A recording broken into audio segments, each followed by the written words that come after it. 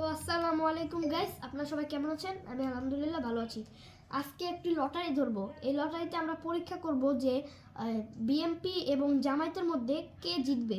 এই লটারিতে মানে লটারিতে ধরবো যাতে আমরা বুঝতে পারি কে বেশি সংখ্যক ভোট পাবে। এটা একটি আমাদের পরীক্ষা শুধুমাত্র। আপনারা দেখে নেন ভালো করে। এটা হলো দাঁড়িপাল্লা, আর এই যে এটা হলো ধানের শীষ।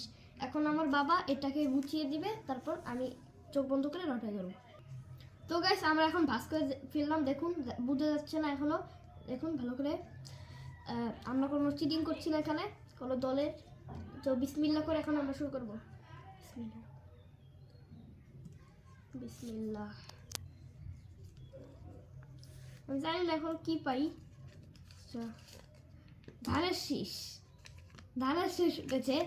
গাইস দেখতে পাচ্ছেন, অতএব ধানের শীষ উঠেছে যেহেতু আজকের এই পরীক্ষায় ধানের শীষ বিজয়ী।